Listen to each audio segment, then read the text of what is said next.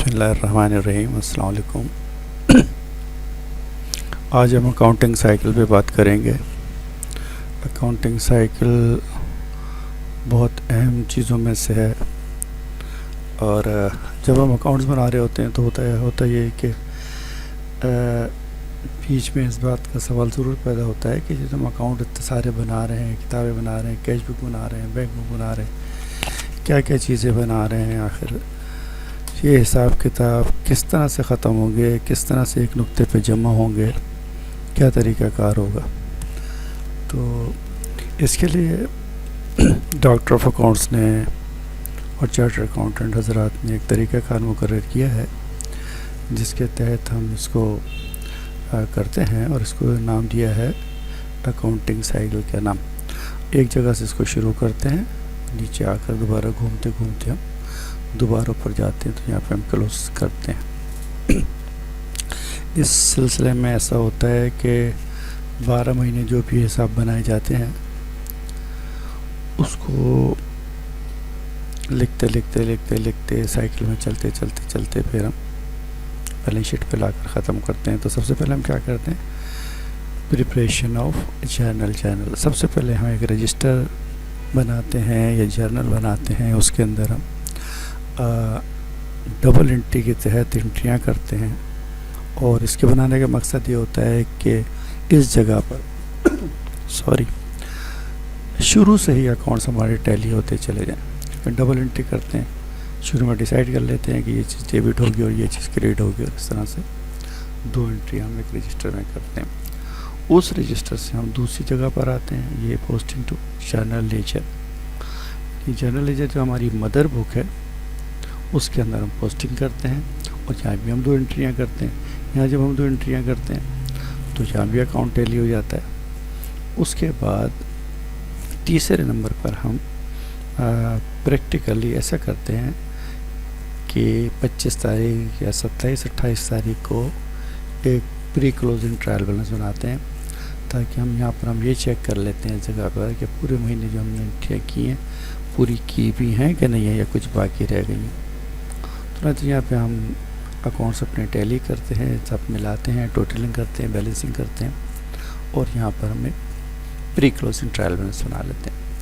اس کے بعد ہوتا یہ ہے کہ 28، 30، 31 تاریخ کو اور 1 تاریخ کو، 2 تاریخ کو، بعض دفعہ 4-5 تاریخ تک کو کچھ انٹریاں ایڈجسٹ ہو کے آ رہی ہوتی ہیں، بعض دفعہ سیل کی انٹریاں رہ جاتی ہیں، بعض دفعہ پرچیز کی انٹریاں رہ جاتی ہیں، اور بعض ایڈوانسز کی انٹریاں رہ جاتی ہیں، ریٹرنز کی انٹریاں رہ جاتی ہیں۔ تو یہ تمام انٹریاں ہمارے پاس آتی ہیں، تو ایڈجسٹنگ انٹریز کرتے ہیں جرنل کے اندر۔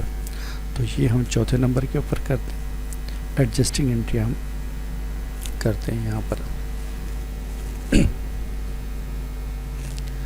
اچھا، ایڈجسٹنگ انٹریز کرنے کے بعد پھر ہم ان کو جنرل لیجر میں پوسٹ کرتے ہیں، ان اکاؤنٹس کے اندر جہاں کے اکاؤنٹ افیکٹ ہوتے ہیں یا متاثر ہوتے ہیں، ان تمام اکاؤنٹوں میں ان کی پوسٹنگ کر دیتے ہیں۔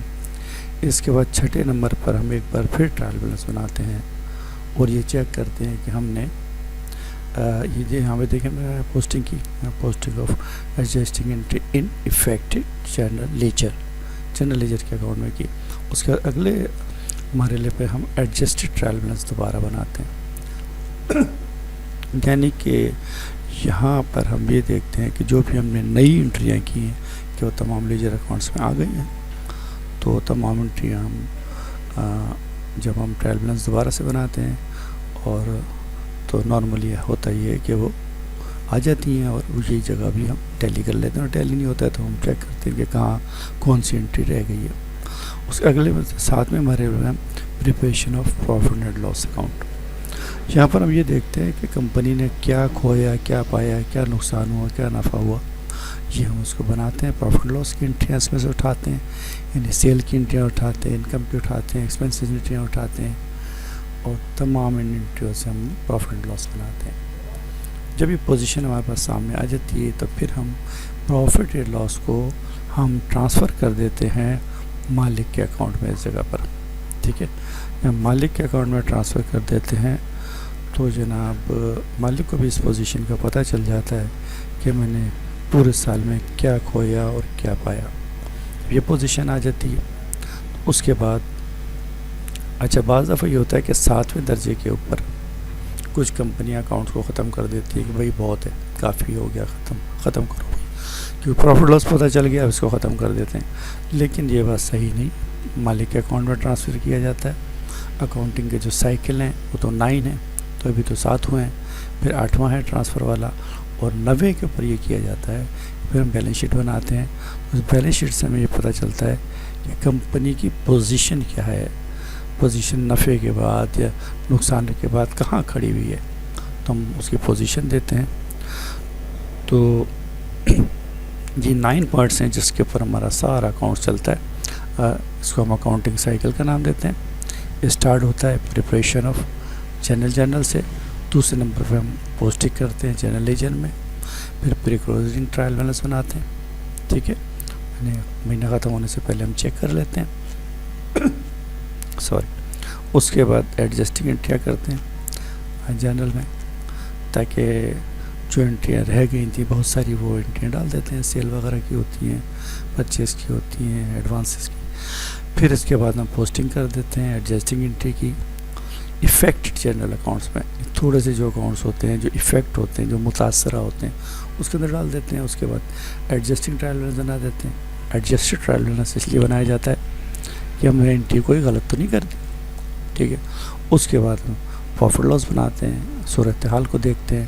اگلے 8ویں مرحلے پر ہم نفع یا نقصان کو مالک کے اکاؤنٹ میں ٹرانسفر کر دیتے ہیں، اور 90ویں مرحلے پہ ہم سائیکل کو کلوز کرتے ہیں اور بیلنس شیٹ بنا دیتے ہیں. اس طرح سے یہ سائیکل بن جاتا ہے. تو اس کے اندر آپ دیکھیں گے کہ بکس آف اکاؤنٹس کا ذکر نہیں آیا ہے، اسپیشل جرنلز کا بھی ذکر نہیں آیا ہے. اس میں یہ بتایا گیا ہے کہ کس طرح سے ہم نے اکاؤنٹ کو ترتیب سے لے کے چلنا چاہیے، اسٹیپ بائی اسٹیپ کس طرح سے جائیں گے اور کس طرح سے کلوز کریں گے. ٹھیک ہے سر، اس کو تھوڑا توجہ سے دیکھ لیں.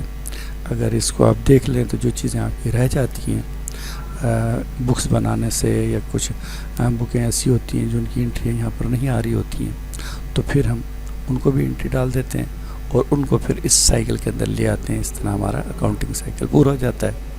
ٹھیک ہے سر دوستو، اللہ حافظ.